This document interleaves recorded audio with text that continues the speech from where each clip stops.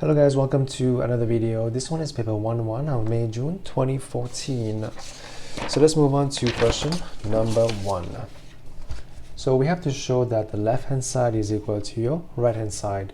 So it's always best to begin from the left hand side. So left hand side we have tan theta plus cos theta over 1 plus sin theta. Now the first thing you know is, what is tan theta? You would say tan theta is given by sin theta over cos theta. Right. Now we can replace this by this in your main equation. So let's write this down. We will have sin theta over cos theta plus cos theta over 1 plus sin theta. Okay, so for now we have these two fractions. So the first thing you can see is that they have different base. So we have to find the LCM. So in this case, the way we find the LCM is to multiply by each other. You will have cos theta multiplied by 1 plus sin theta. Now we have to cross multiply. So this times this, you will have sin theta times 1 plus sin theta. And here we have plus, we write plus. This time this will become cos square theta. Okay. So now let's observe to see what do we have. So if you were to expand this, you will have what? Equal to sin theta plus sin square theta plus cos square theta divided by cos theta. So this we don't expand because there's a reason why you would not expand this. So if you observe, what is this 2? Sin square theta plus cos square theta. So these two is equal to 1. Okay, so you will have 1 on top plus sin theta divided by cos theta times 1 plus sin theta. So next step, so this is the same as this, so they will cancel out. So your answer will be 1 over cos theta. So 1 over cos theta is simply equal to sec theta. This is shown as required.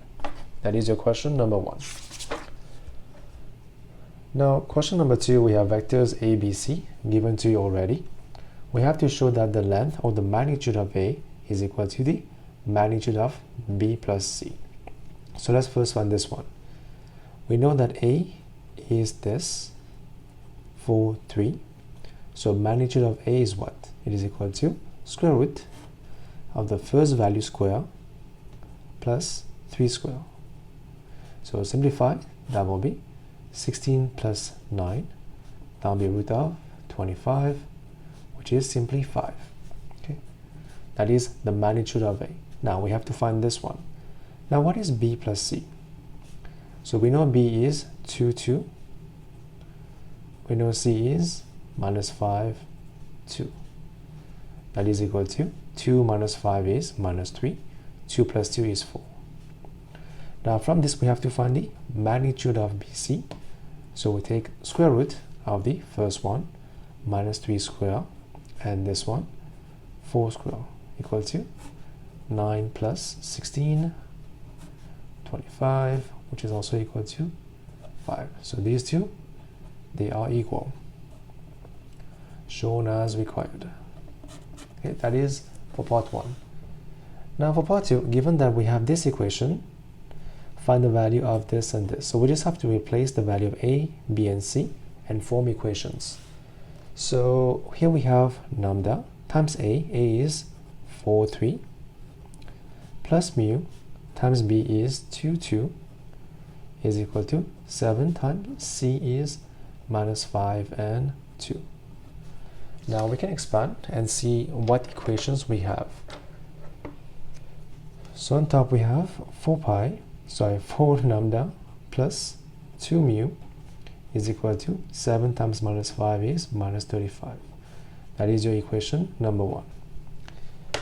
And the next one we have is 3 lambda plus 2 mu is equal to 14. Equation number 2. Okay, so basically we have two equations. We have to solve them simultaneously.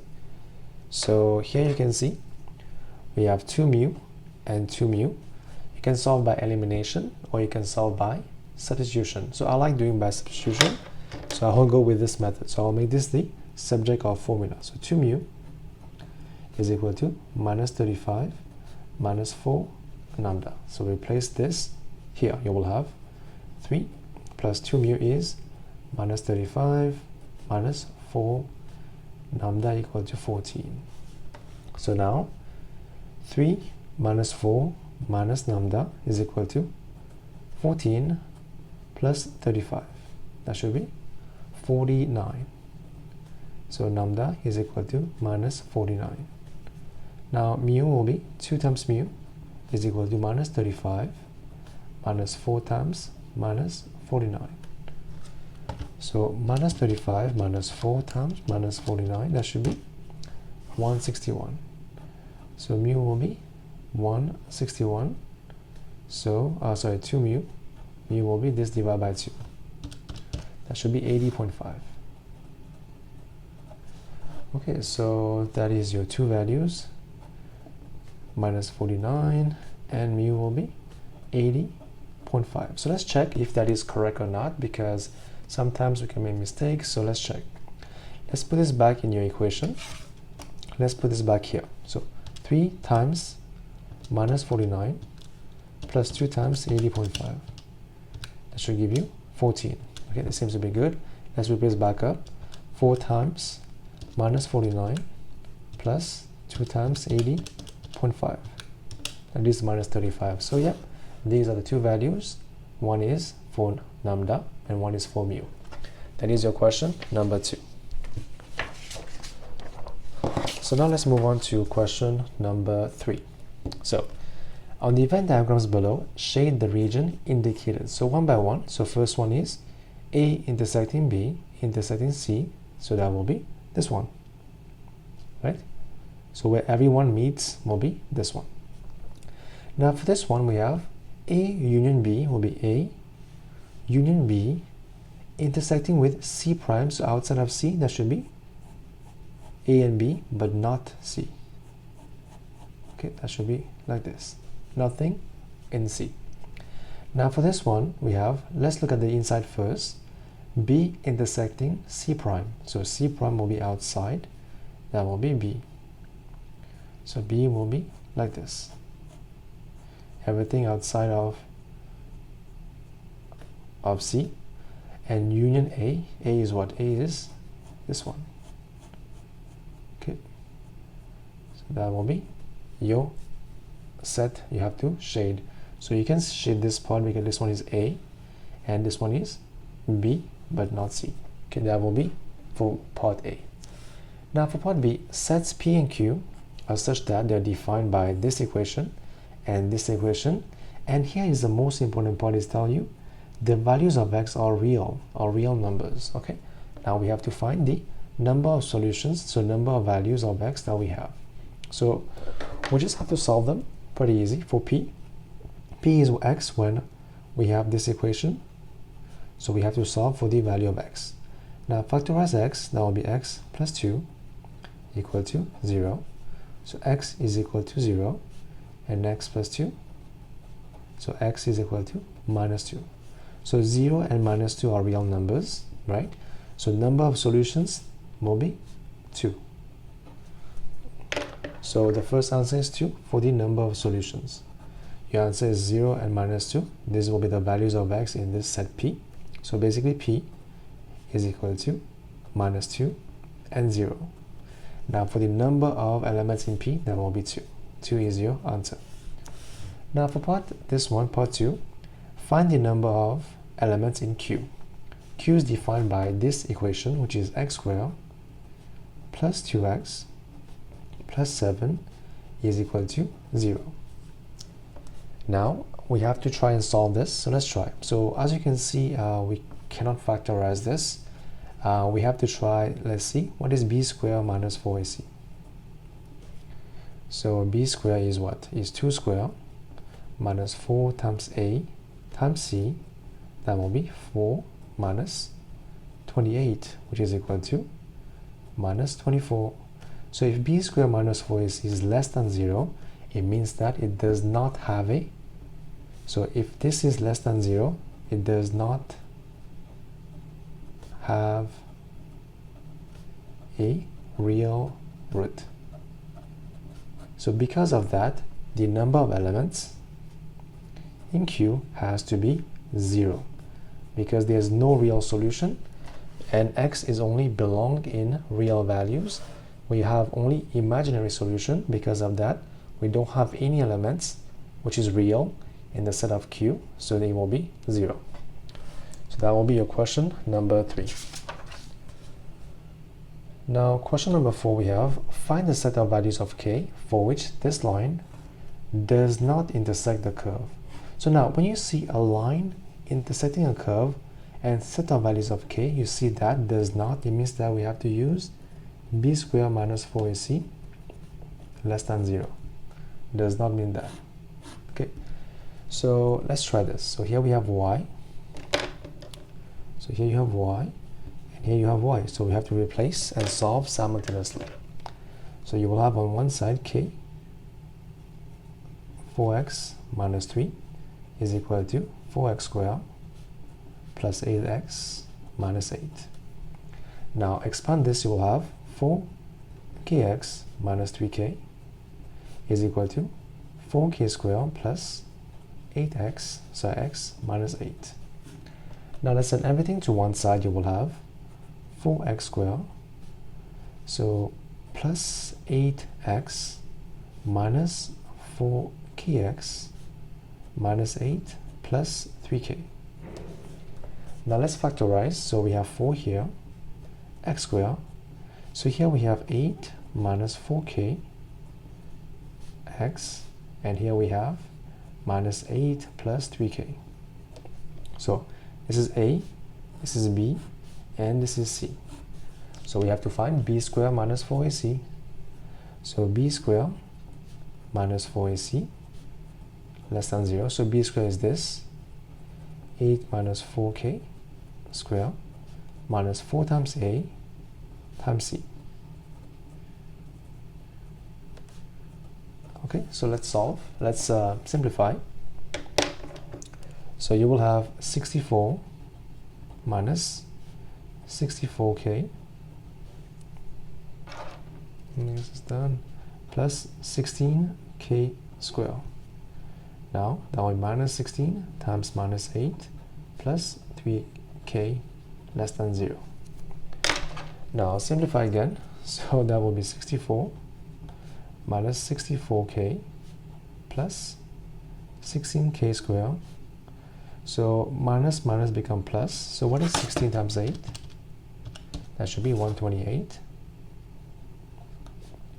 minus 48k less than 0. Now simplify. So here we have 16k squared minus 64 minus 48. So minus 64 minus 48 minus 112. And then we have these two, which is 64 plus 128 plus 192 is less than 0. Now we can try to simplify this. Let's see if they are multiple of, yep, so we can divide by 16 everywhere. You will have k squared minus, so 112 divided by 16, that should be minus 7k plus 192 divided by 16 plus 12 is less than 0. Now we have to solve and find the values of k for which this is true. Now, so to find the critical values, we have to equate this to 0. So for critical values, it has to equal to 0. Now we have to factorize. That will be k times k, right? 12 is 4 times 3. Have to be minus minus to get minus 7. Now k is equal to 3. K is equal to 4. Now if you look at this graph, it is a parabola with the coefficient of k squared as a positive value. It is 1, it is plus 1. So the curve will look like this, right? With these two values as 3 and 4.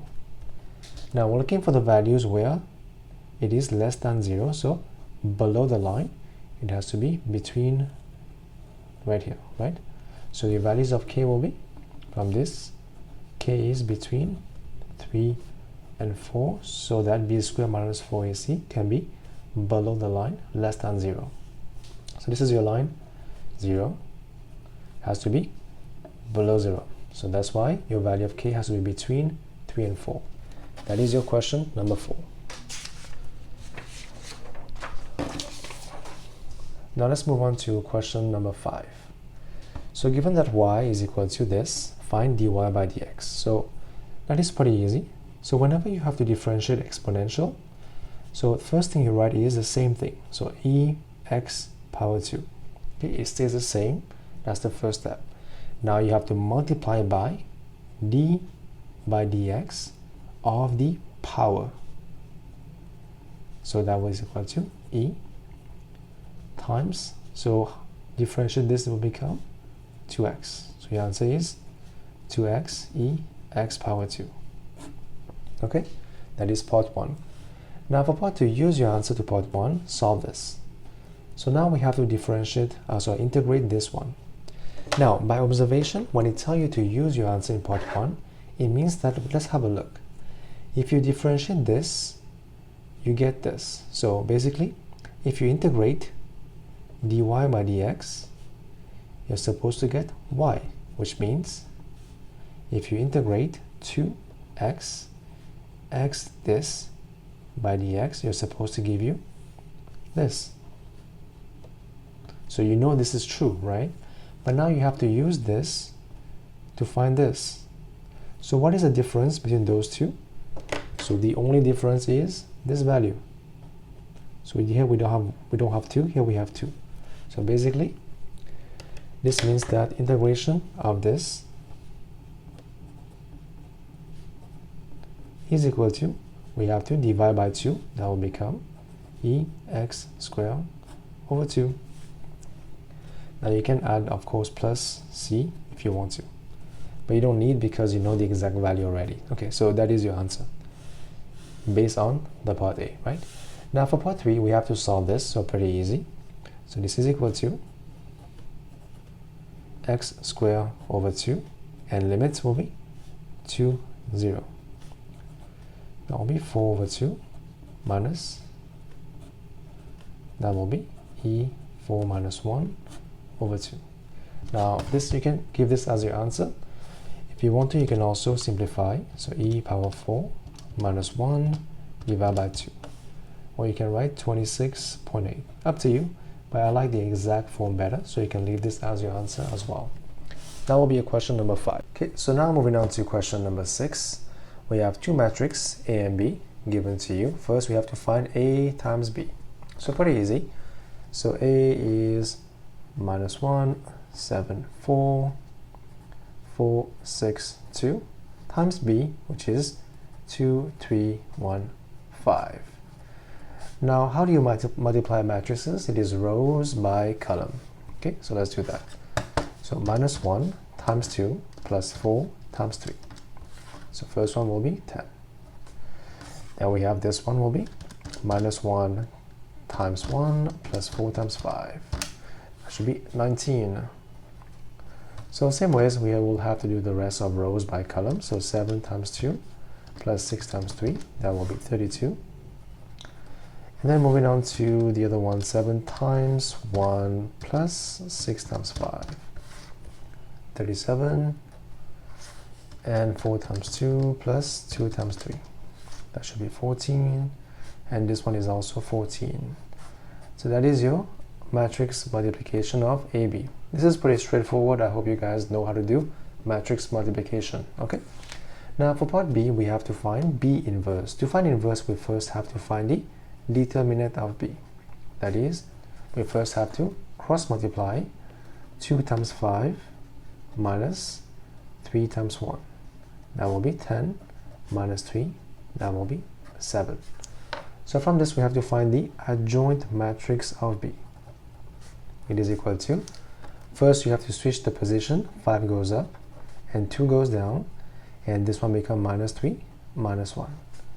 So from this we have B inverse, so B inverse is equal to 1 over determinant times the adjoint matrix. Okay, so that will be B inverse. Now we have to use your answer to part 2, which is using B inverse. We have to solve this equation. So now if you observe, if you take out 4, 6, 2, 10, you have a matrix that will be x, y is equal to minus 3, minus 22. Now, so the one thing you need to observe here is we are given that the matrix B is equal to 2, 3, 1, 5. So we don't have B directly. So what we have to do is change this one to B. How? If you take out 2, you will have 2, 1, 3, 5. Okay. And that is the same. 3 minus 22. Now if you observe, this is the same as this. This is B. So for now we have 2B xy is equal to minus 3 minus 22. Now we have B xy is equal to, we have to send 2 over here, becomes minus 3 over 2 and minus 11. So now we have this equation, we have to solve this one. So let's see. How do we eliminate B? You have to pre-multiply by B inverse B on both sides. So that will be B inverse times. Okay, so these two will be cancelled out. So remaining will be value of x and y should give you this one. B inverse is 1 over 7 times 5 minus 3 minus 1, 2 times minus 3 over 2 minus 11. Okay, so let's solve rows by column. 5 times minus 3 over 2 plus minus 1 times minus 11. That should be 3.5, and then next one, rows by column, minus 3 times minus 3 over 2 plus 2 times minus 11, minus 17 half. Simplify, divide by 2, that should be, so divide by 7, my bad. So first one is 3 and half, sorry, half, divide by 7, that should be half, which is 0.5, and this one is minus 17 and a half, divide by 7, that should be minus 2.5. So finally your values of x and y is this, which means your value of x is equal to 0.5 and y is equal to minus 2.5. Okay, so that will be your question number 6. To question number 7. A curve is such that dy by dx is equal to this for x is positive. The curve passes through the point, this point. This is your x and your y, right? Now part 1, find the equation of the curve. As you guys know, we have to find the value of y. So y is found by integrating dy by dx. That will be 4x plus, let's rewrite this as x plus 1 minus 2 dx. So let's see what do we have. So integration is we have to add 1 to the power of x. So add 1, become 4x power 2, then divide by 2. Plus x plus 1, add 1, that becomes minus 1, divide by minus 1. Now we have to plus c. Now this is y, so y is equal to, let's simplify, you will have 2x squared minus 1 over x plus 1 plus c. So now we have to find the value of c. C is a constant by using this point. Here we have x, here we have y, so replace, you will have y is 5 over 6 2 times x, 1 over 2, minus 1 over half plus 1, plus c. So let's solve this one. So 2 times 1 over 4, that will be half, minus 1 divided by 3 over 2. That will be 5 over 6 equal to minus 1 over 6 plus c. So from this you have c is equal to 1, right? So finally, the equation of your curve is y is equal to 2x squared minus 1 over x plus 1 plus 1. That is your equation of curve. Now for part 2 is find the equation of the normal of the curve at the point this. Now to find the equation of normal, you first have to find the gradient of normal. Okay, so we have to find gradient of normal, but to first find the gradient of normal, we have to first find the gradient of tangent. So to find this, we know this is equal to dy by dx at the point given to you, x equal to 1. Now dy by dx was given to you already by the equation, so we just have to replace the value of 1 in the equation to find that gradient of tangent. That will be 4 times 1 plus 1 over 1 plus 1 square. That will be 4 plus 1 over 4. That will be, so in terms of fraction, that should be, so 4, that should be 4.25, but fraction, that should be 17 over 4, right? That will be your gradient of tangent. Now from this, you can find your gradient of normal. So normal, that should be minus 4 over 17. Now for this point, we know x, we have to find the value of y. So when x is equal to 1, find y. That will be 2 times 1 minus 1 over 2 plus 1. So that will be what? 2 minus half plus 1. That should be 2.5, which is 5 over 2. That is your value of y. So we know x is 1, y is 5 over 2. We can find your equation of line. So that will be y minus 5 over 2 divided by x minus 1 equal to minus 4 over 17.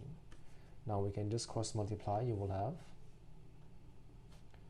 17y minus, so what is 17 times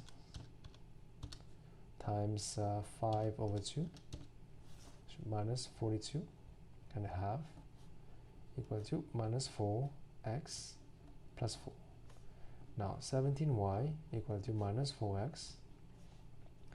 So we have to send this one over here, becomes 4 plus the value, that should be plus 46 and a half.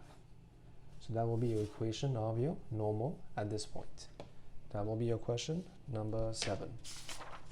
Now question number 8, we have the table shows the values of the variables v and p. So v and p are your variables. Now we have these values, and let's see what is the question. By plotting a suitable straight line, show that v and p are related by this equation, where k and n are constants.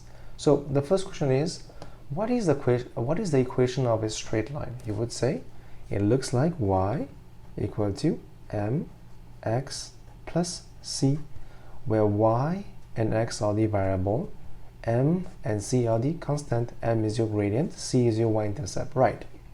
So now our job is to convert this to somewhat like this. So let's see, what can we do?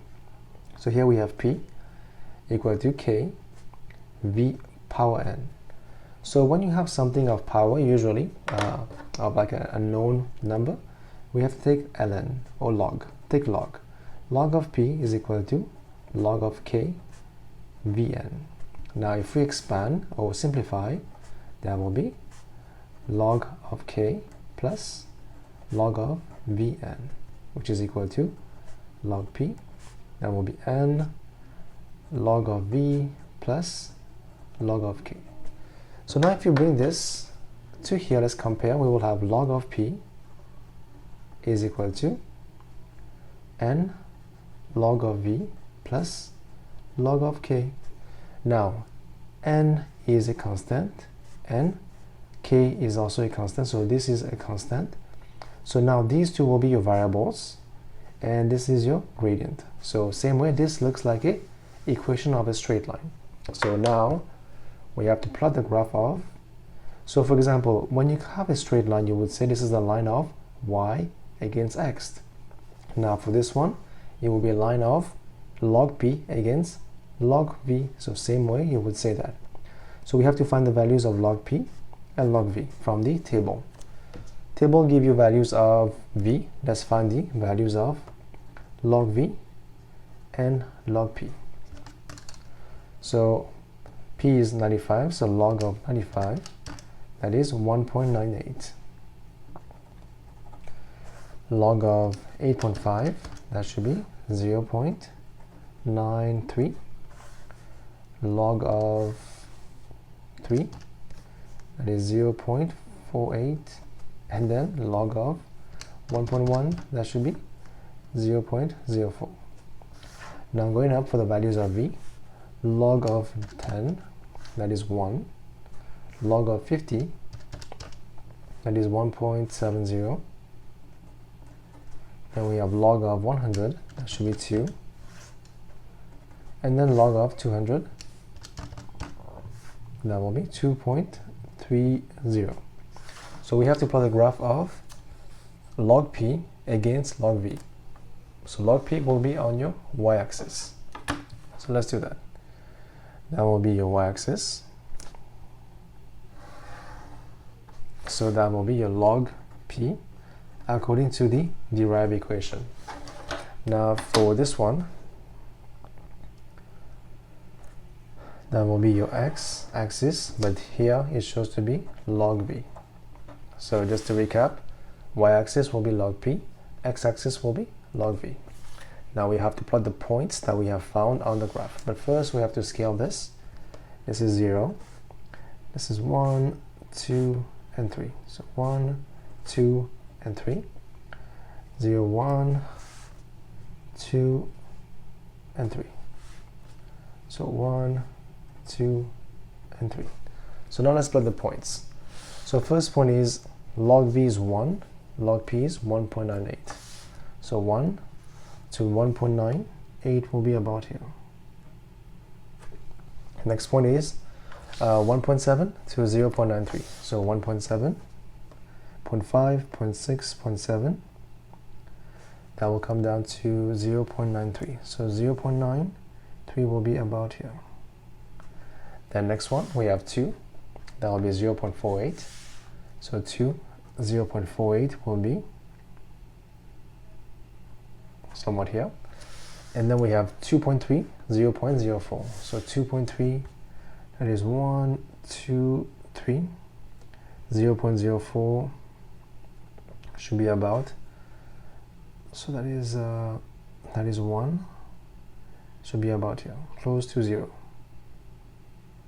Okay, now you see all these points, we have to join them by a straight line. Okay, so here is your line that we have found. So it says by plotting a suitable straight line, so this is your straight line, and that is your answer for part 1.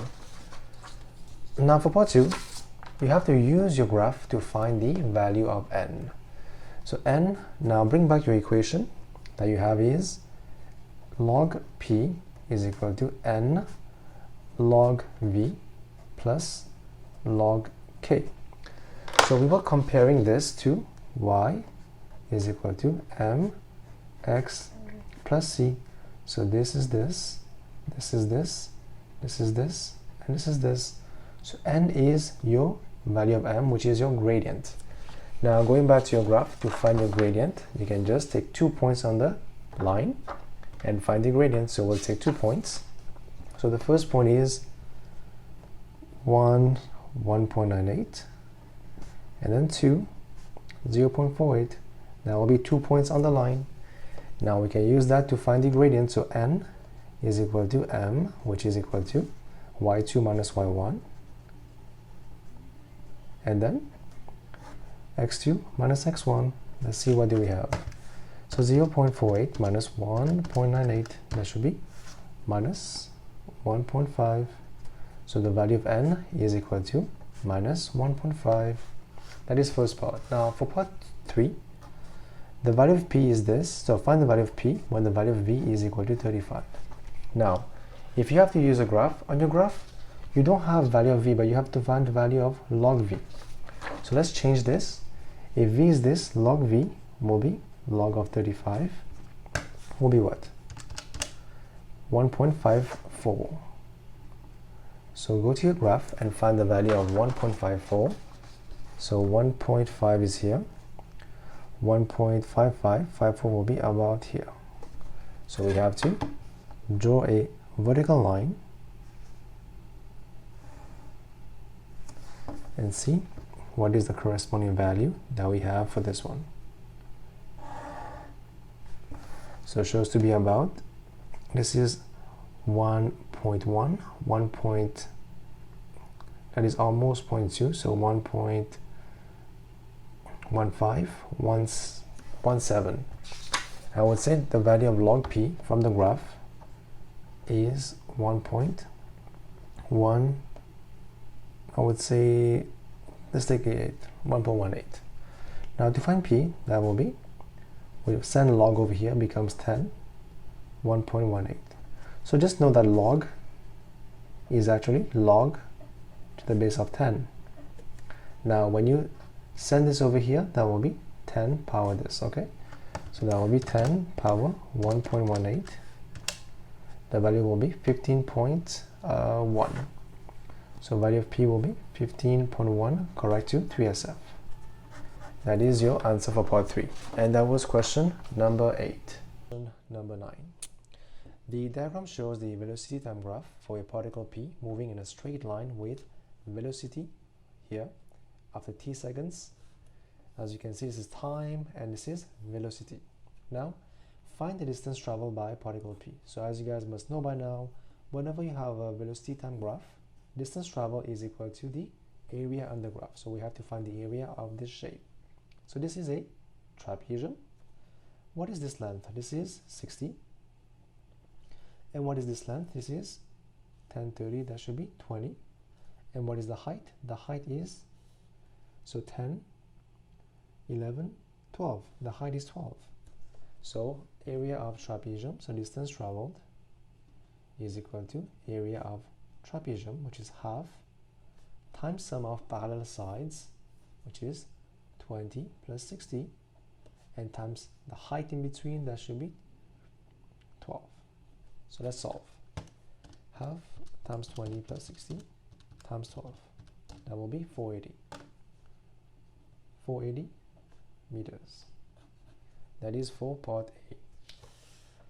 Now let's move on to part B. The diagram shows the displacement time graph. So this is distance.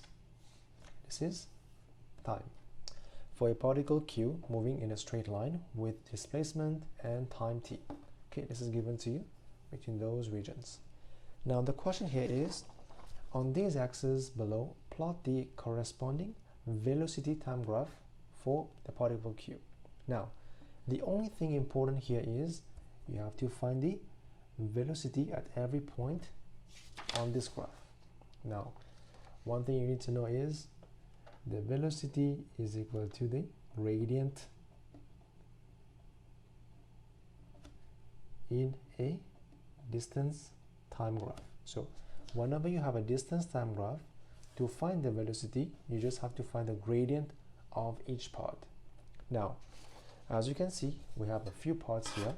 This graph has 3 parts. The first part is this one, from this to this. Second part is flat to this point, and the last part is from this point. So let's look at one by one. So this one is how many seconds? So this is 5 seconds. This is 6. So the base is 6. So this is 6. So the base here is 6. Now what is the height? The height is 10. We have 11, 12. The height is 12. So if we know the height, and the base, we can find the gradient of this part. So for this part, the gradient is equal to, so v, which is the gradient, it is height divided by base. So 12 divided by 6, which is 2. So between 0 and 6 seconds, the velocity is equal to 2. That's the first part. Now for the second part here, since we have a flat line, the velocity is equal to 0, right? Because it is flat. Now for the third part, what is the base? The base will be 25 to 30. The base has a length of 5. Now what is the height? So height here, what is this reading? This will be equal to 16, 17, 17. And this is, that was 12, right? So this height will be 17 minus 12, that is 5. So again, the velocity is the height divided by base, which is 5 divided by 5, 1. So as you guys can see, we have 3 parts. For the first part, the velocity is 2 between 0 and 6. And then from 6 to 25, the velocity is 0. And then final part, from 25 to 30, the velocity is equal to 1. So pretty easy. Go back to here. As you have seen, from 0 to 6, the velocity is equal to 2. So 6 will be right here. 6. You go to your point 2. So 2 is right here. So let's draw a line for velocity of 2. Now next one, from 6 to 25, the velocity was 0. So let's draw a horizontal line at 0 to 25. Now last one, 25 to 30, the velocity was 1. So draw a line right here. Okay, so that should be your answer for part B. Simple as that. Now for part C, the displacement S of a particle R, which is moving in a straight line from a fixed point at time t, is given by this. This is your displacement S. Now part 1, find the value of t for which the particle R is at rest. So at the rest, we know that v is equal to 0. So we have to first find v. So v is equal to ds by dt.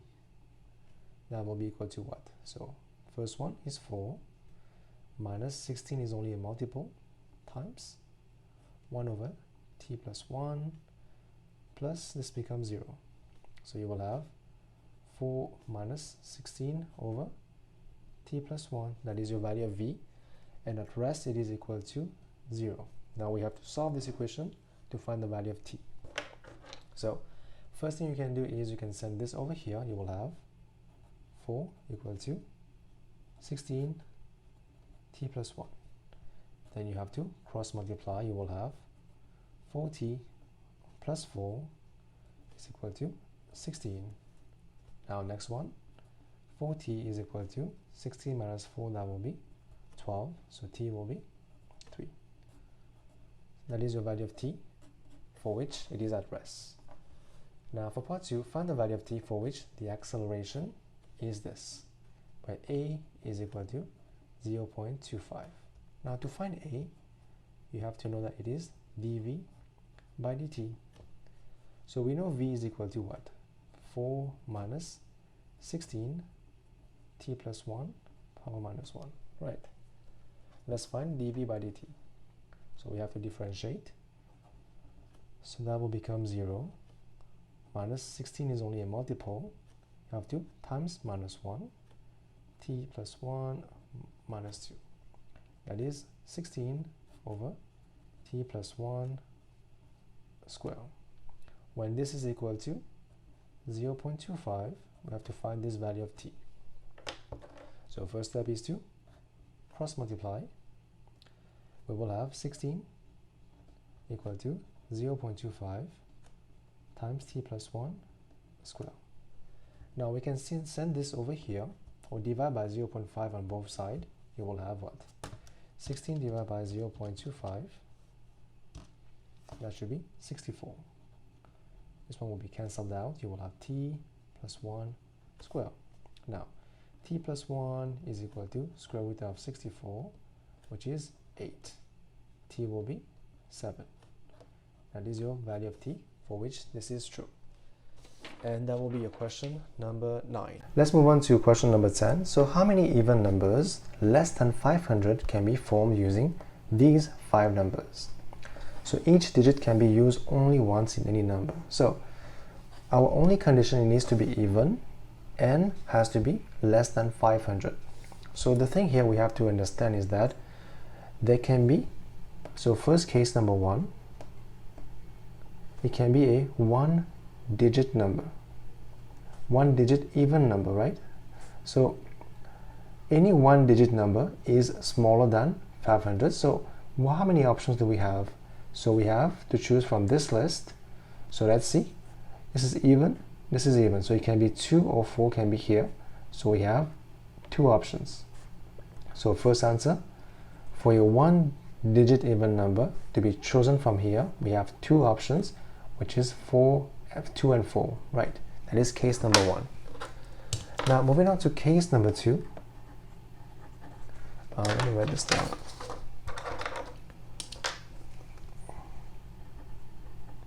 Now case number 2, now we can form a 2-digit even number, right? So we have 2 space to fill. So now for it to be even, it has to end with an even number. It can end with 2 or 4. So we have 2 options of ending. Now for the first one, we can choose anything. So let's say here we choose, so we have 2 options, we choose 2. So we had 1, 2, 3, 4, 5. So we had 2 options of ending the last number. So let's say, for example, we choose 2 here. Now remaining we have 1, 2, 3, 4. So we have 4 options. So times, we can form 8 numbers, which is less than 500, which is an even number. That is your case number 2. Now going on to case number 3 is we can form a 3-digit even number, right? That will be your case number 3. So we have 1, 2, 3. Now it says it also has to be less than 500. So from this list, so from observation, we have this.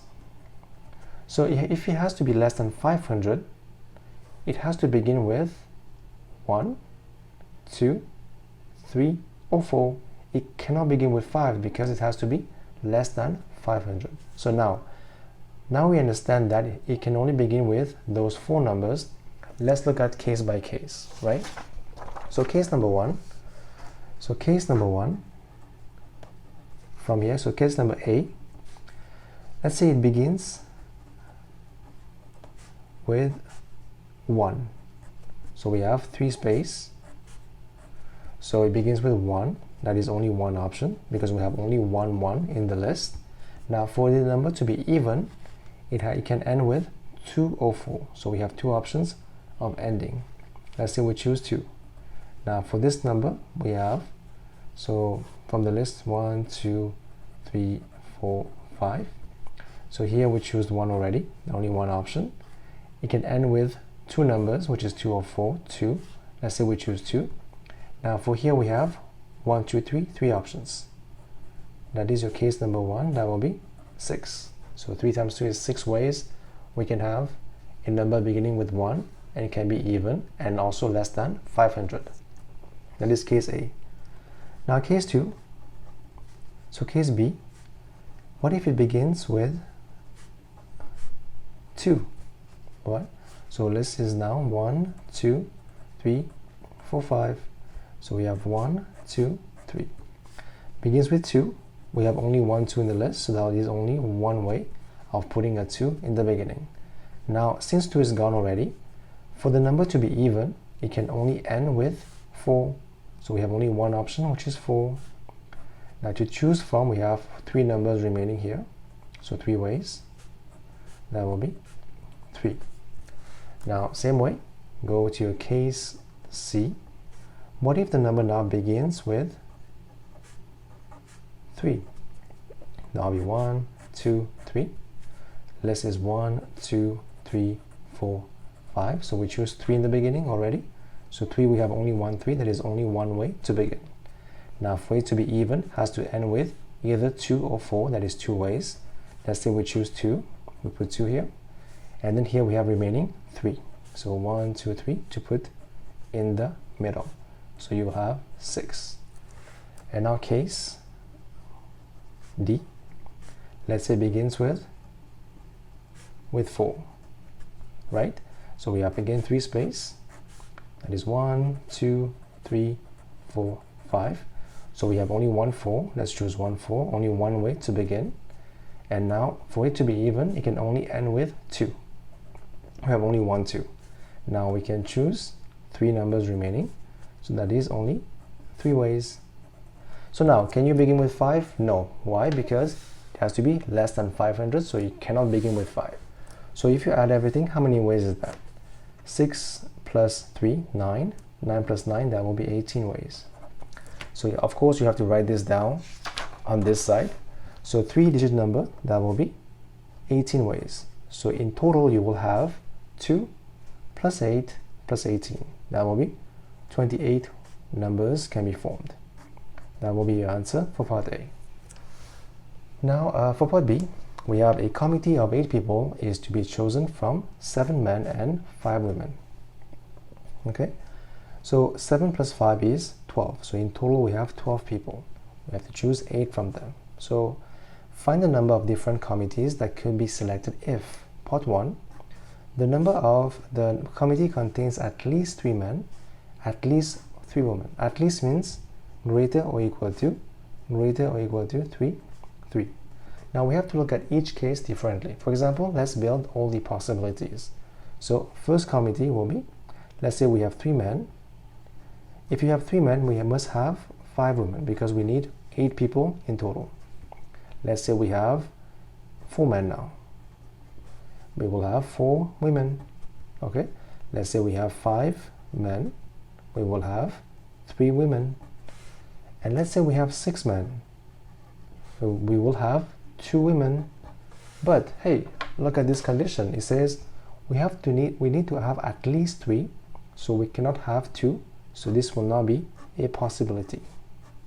So we have only 3 committees possible.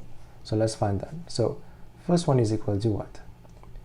From the 7 men, we can choose 3 men, and from the 5 women, we can choose 5. That should be equal to what? 7 choose 3 times 5 choose 5. That will be 35. Now same way, from the 7, we can choose 4 men times 5 choose 4. So 7 choose 4 times 5 choose 4. That should be 175. Okay, and for this one, from the 7 choose 5 times 5 choose 3.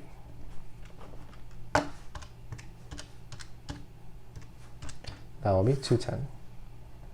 Okay, so you have to add all this together. So 35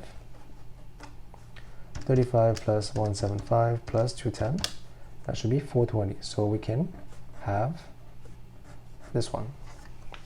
We can have these many selections for these kind of committees. Now for part 3, the oldest man or the oldest woman, this is important here, but not both, must be included in the committee. So what can we do here? Let's break this down into 2 parts.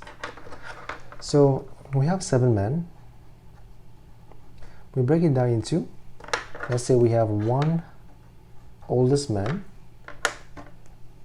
and the rest is 6 men, right? So we have 1 oldest, and same thing for the women. So we have 5 women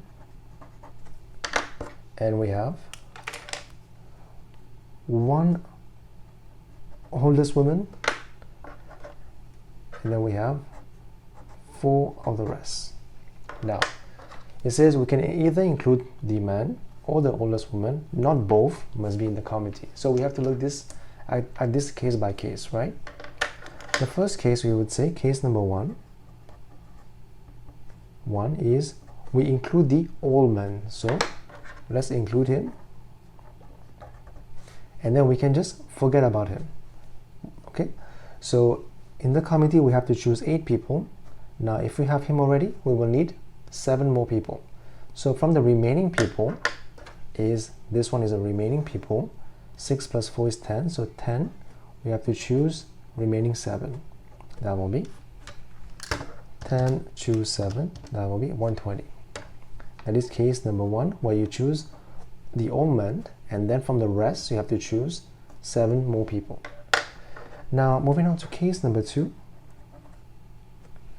Case number 2, you choose the old woman, and then you forget about her, and from the rest of 10 remaining people, you have to choose the 7 people. That will be 120. So we have only 2 cases, so 120 plus 120, that should be 240. So that will be your answer for part 2 of this question. That is question number 10. Number 11, that is the last question. Okay, so we have to solve this equation. So we have 5 sine 2x plus 3 cos 2x equal to 0. So the first thing you do is you have to divide by cos 2x. You will have 5 tan 2x plus 3 is equal to 0.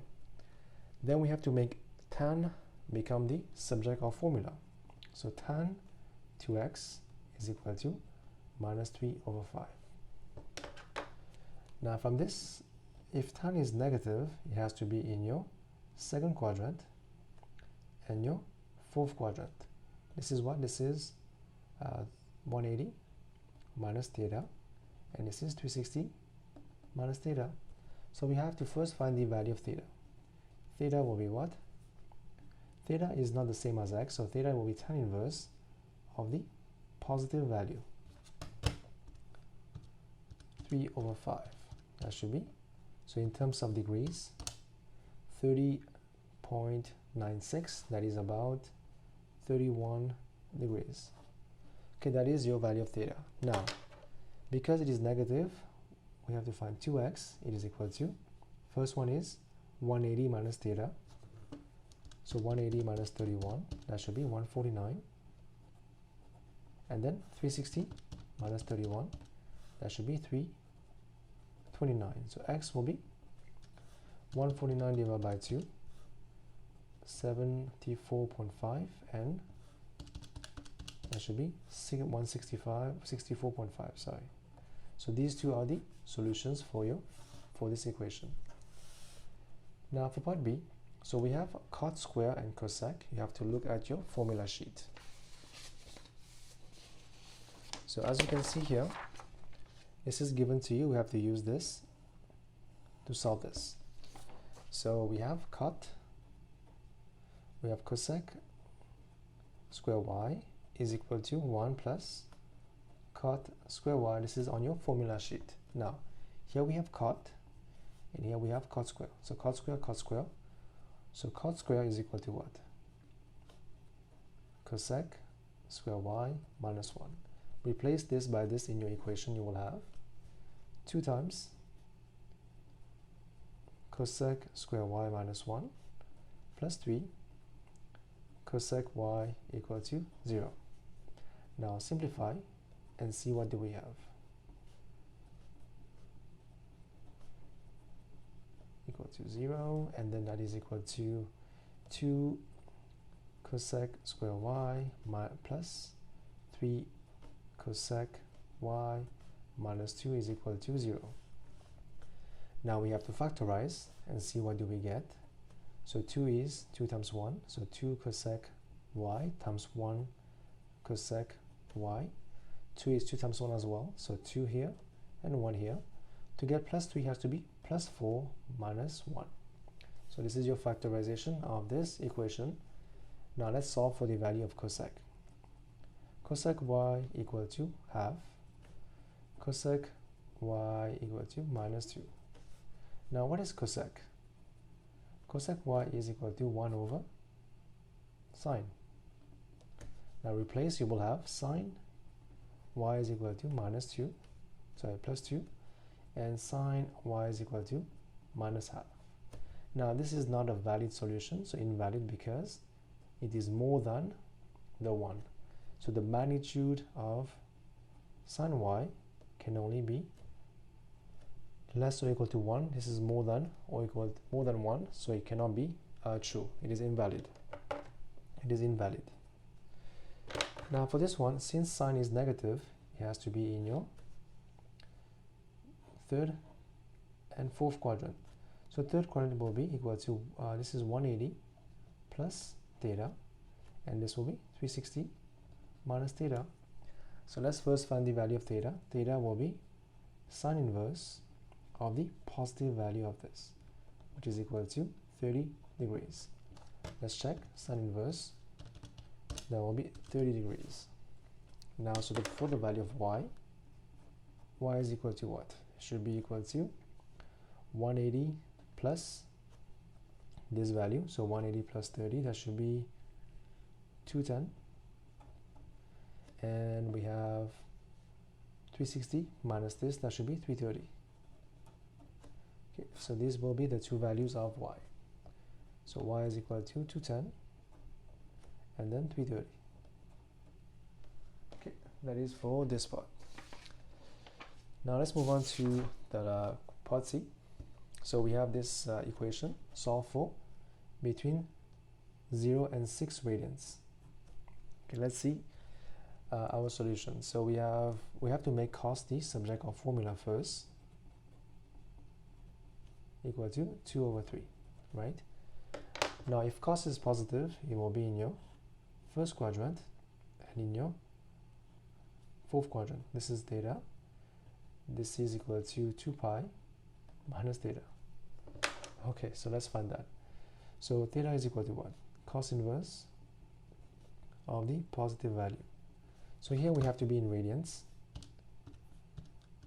2 over 3, that should be 0.841. Okay, now replace. So we have z plus 1.2 is equal to theta, which is 0.841, and then 2 pi minus answer, that should be 5.44. Okay, so from this, let's find the value of z. First one is 0.841 minus 1.2, that should be minus 0.359, and then 5.44 minus 1.2, 4.24. Now, since the value is minus is only direction in this case, we can try to add 2 pi and see what do we get. Minus 0.359 plus 2 pi, that should be 5.92.